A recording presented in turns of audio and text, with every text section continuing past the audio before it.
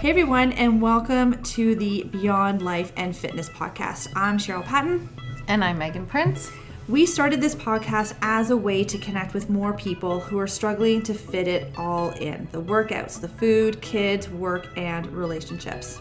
We know that we're not perfect, but we hope that through our struggles and our mistakes and our failures and our successes that we can help more people through their challenges and be successful. So if you want some tips and tricks to help you along your journey to be the best version of yourself, then this is it. So we are back, and we thought we would chat about metabolism today and ways that you can increase your metabolism. Metabolism is definitely a very popular word. People want to have a high running, fast running metabolism because metabolism does play a huge role in our body composition. It directly impacts how many calories we burn during exercise and throughout the entire day. So it is very important to have an efficient running metabolism.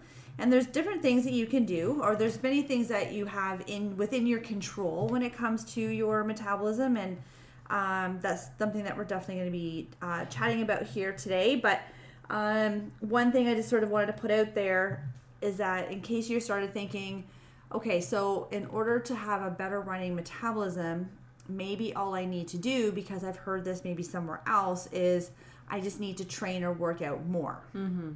Right. Or I just need to eat a little bit less, train a little bit more, and then my metabolism is going to do what I want it to do, which is lose weight. And unfortunately, that's not the case. That's actually a recipe for the exact opposite to happen, because we do need to eat enough to support our training, our daily movement that we do.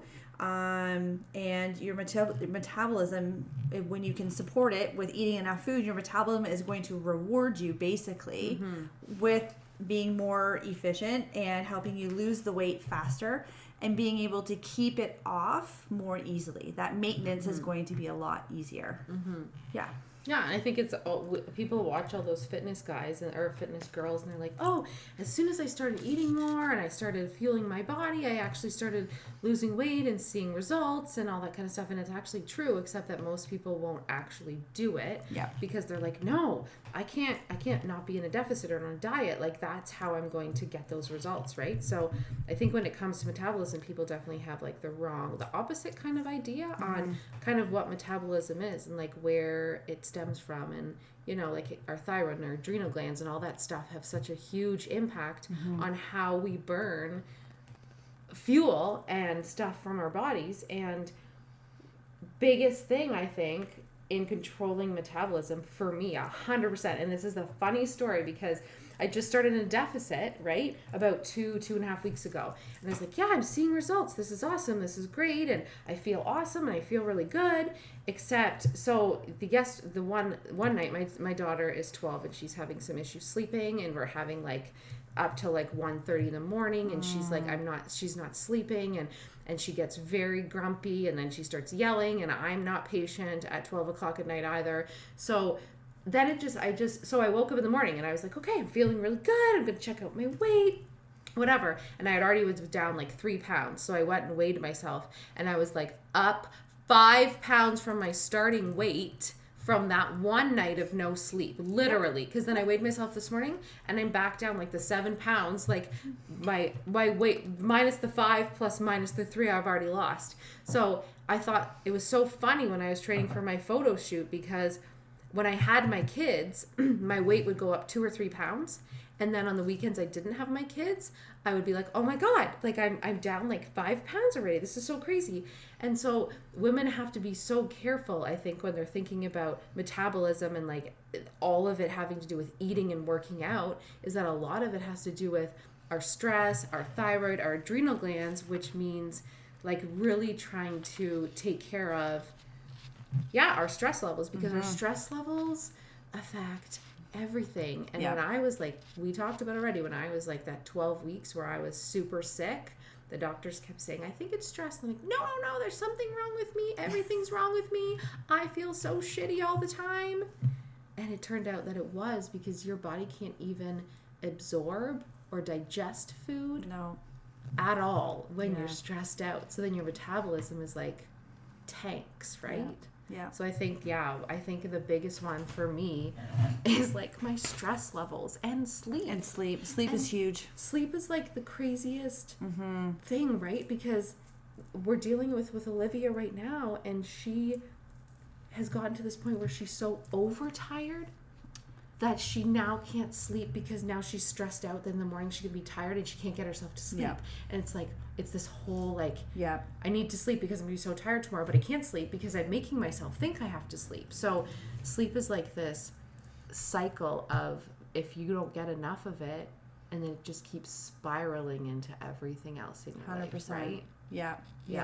And it's also like when it comes to even when you do sit down to eat, you know, you want to sit down ideally like in a quiet space if possible, and you want to eat slowly, right? Like you don't want to be shoveling it in while you're driving because then now, like, right, you're asking your body to break down food, to digest it, to absorb it, and then to eventually eliminate it in a high stress environment.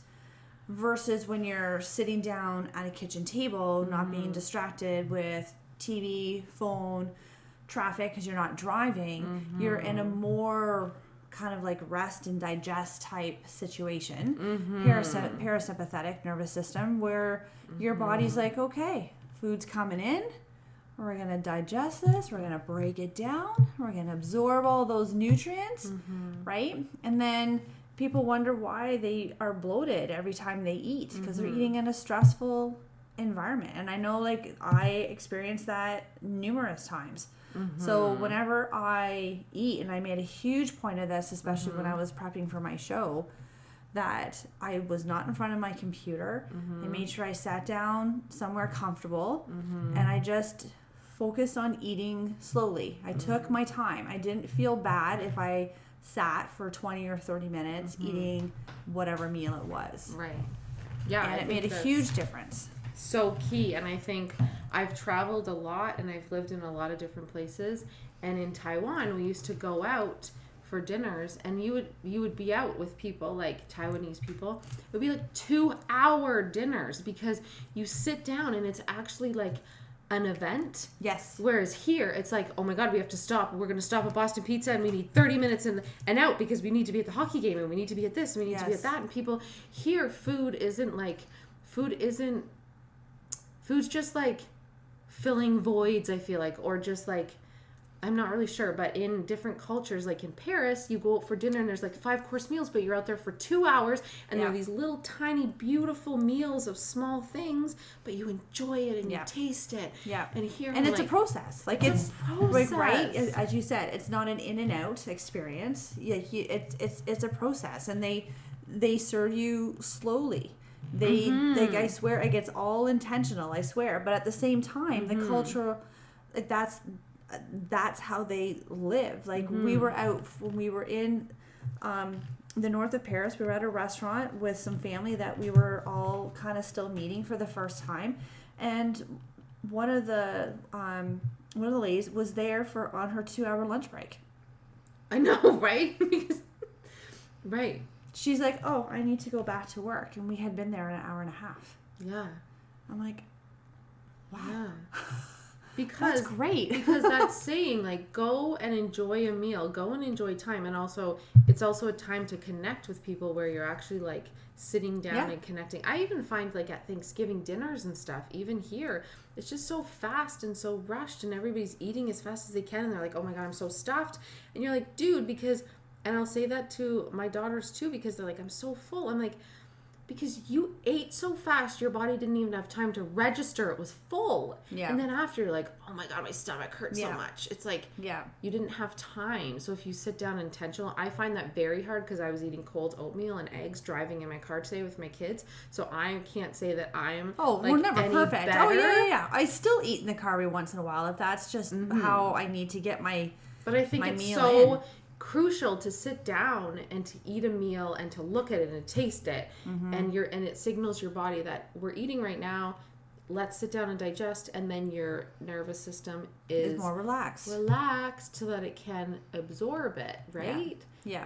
You're not in this flight or flight, right? And so then you're not distracting blood flow from your digestion, right? You're allowing the body to do what it's supposed to do naturally. Yeah, it's stress and sleep for sure. And being intentional about meals and sitting down, because people will just grab something like for 500 calories. Oh yeah, I'll just grab that muffin or whatever, wherever they are. And not even know how much they ate. And a lot of those... not even enjoy it. But a lot of those foods are they're calorically dense but nutrient void. Yeah. Right? So then you wonder why you're hungry in another hour. Because your body didn't get what it needed in terms of nutrition, vitamins, minerals, your macros, all that fun stuff. And you weren't paying attention to yourself eating. So like you said, there was sort of that disconnect between the brain and the mouth.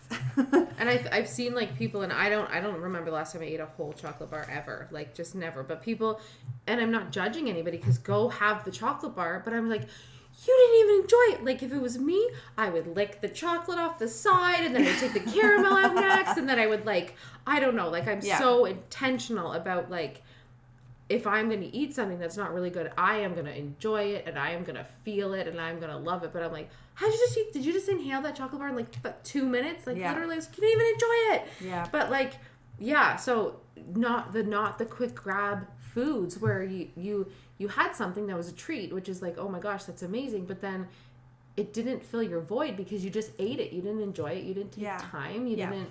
A couple weeks ago, all I wanted was a Diet Coke. For 2 weeks, I just need a Diet Coke. I just need Diet Coke. I was not getting one. And then when I'm just getting a Diet Coke. And I was sitting down. I'm putting in a nice glass. I'm putting ice cubes in it because I was I am going to enjoy this because I want. Yeah, because if not, food isn't pleasure anymore, right? Food's just food is food. It's just food. Yeah. I feel like it should taste good, and I wish I had more time to put fresh herbs and cilantro and garlic and everything in my food, because when you're intentional, it's so much, your body will just accept and absorb it more, because it's very intentional about, I'm taking time to make this meal for myself and my body and nourish my body, right? Yeah, exactly.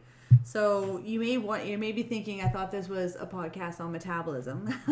Yeah. and it is, right? Your whole your digestion, all of it does play a role, because in order for us to have a better functioning or more efficient metabolism, we need to be able to have lean body mass on our bodies. And we need to support that lean body mass with good whole nutrition and good sleep. So it all ties in. Oh my gosh, it's so key. And so that's why it's so important that you strength train on whatever a consistent, regular basis looks like for you, right? You don't have to be the crazy personal trainer, fitness fanatic that we are, right? That likes to train, at least, 4 or 5 days a week. It could be 1 day a week, consistent, right, for 6 months, even a year. It could be 2 or even 3 times a week. And on average, for the general population, consistency is 2 to 3 times a week. Consistency is not 4, 5, 6 days a week, and it should never be 7. Yeah, lean muscle mass is so amazing, right? Because you're basically speeding up your metabolism by putting on muscle, because it burns more calories at rest. Yeah. So it's it's a very calorically demanding tissue. Yeah. So I think for sure sleep, sitting down, stress, strength train 100%. Yeah. And in making sure, when it comes to the nutrition, that you're getting in enough protein, and we have talked about this before, to help support the rebuilding, because when you weight train, you're creating micro tears in your muscle, and then you're using your downtime, your recovery time, your nutrition, your sleep to repair that. And it's during that repair process that the muscles get stronger and they get a little bit bigger, right? So we need to support that process, to making sure that we do get adequate nutrition or adequate protein in.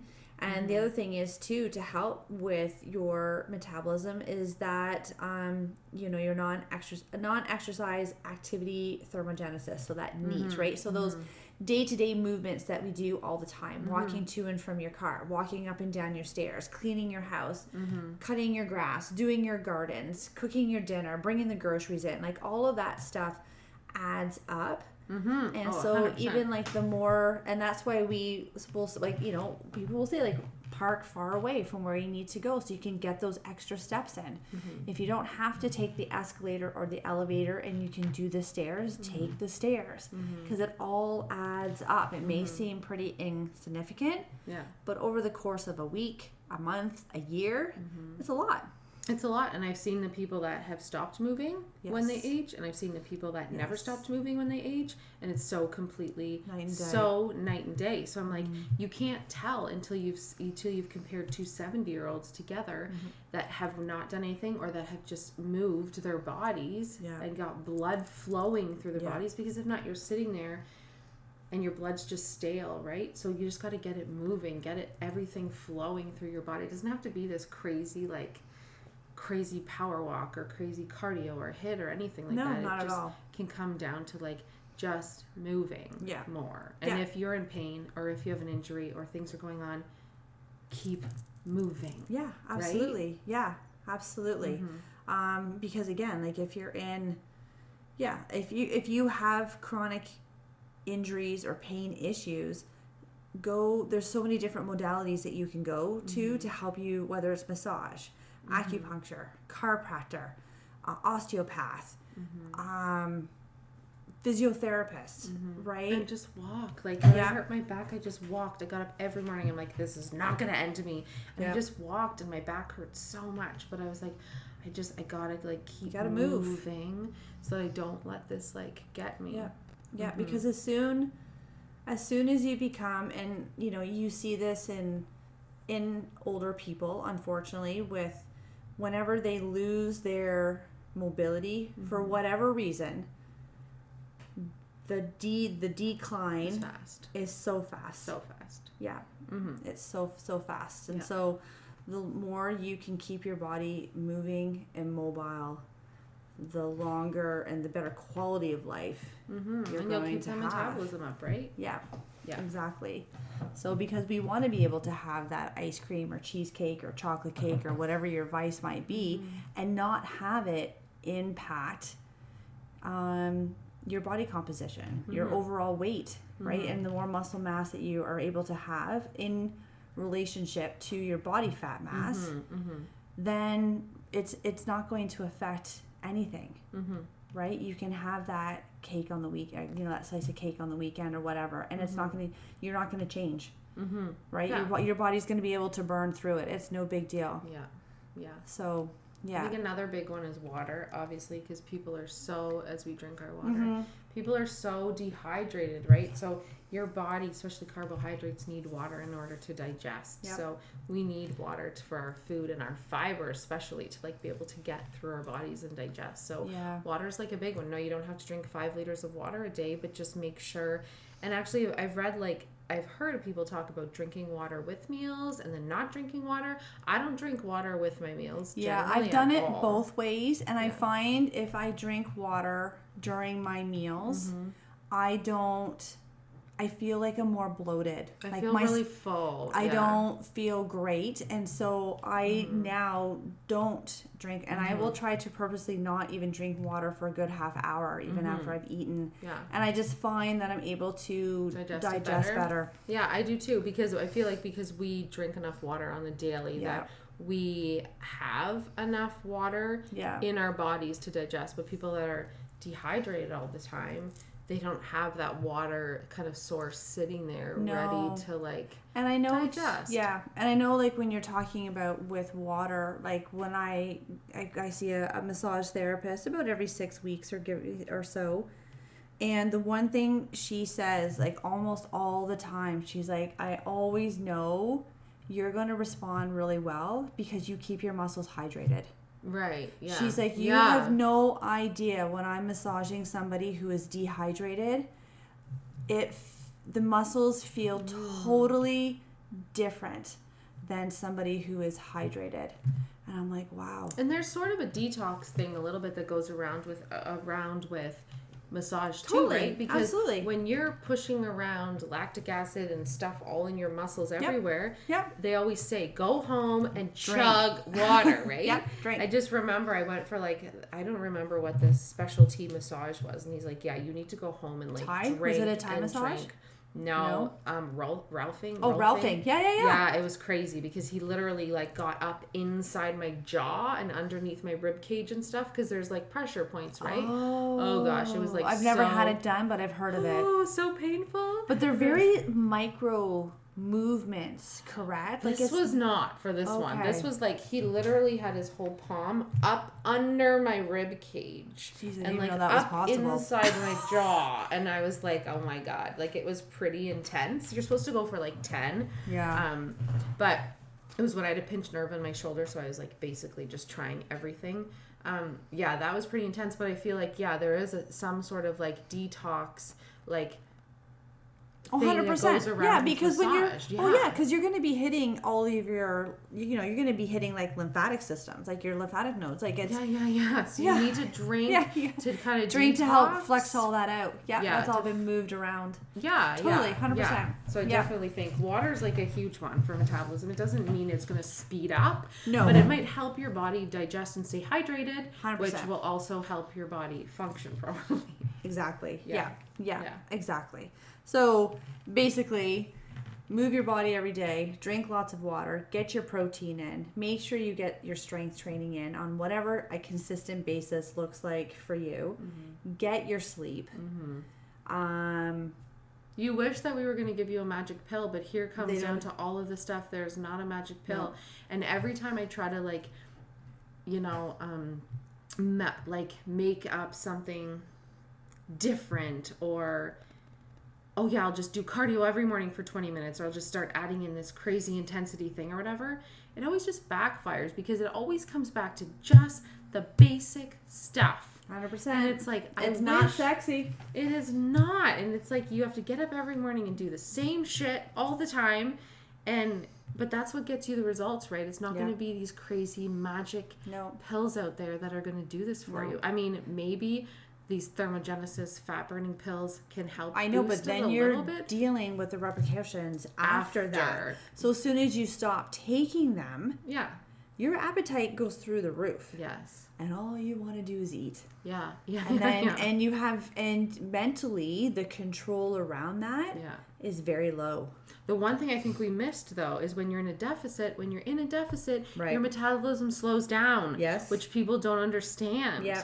When you don't eat enough, prepping, you slow your metabolism. So then you're probably thinking, all right, so all these people that go and do these fitness shows, yes, you are right. Our metabolisms are slower. Yeah, 100%, because you're doing how much cardio in order to now watch your body fat decrease, right? Whereas when I was super dieting for a couple years, if I was at 1,200, 1,300 calories, if I went up to 15, I would gain weight. 100%. Because my metabolism was so slow. Absolutely. Now I could eat 2,000 calories, and I would maintain my weight because my metabolism's exactly. Okay, you're going to give me food, so I will be able to burn fat, because burning fat is a function of metabolism. Your body's not going to burn fat if you're not feeding it enough to burn fat. You need the energy to burn the fat. Yeah. Which means you need to eat. So, yes, when you're in a deficit, you actually are lowering your metabolism. So, people have to remember that. That's not going to help.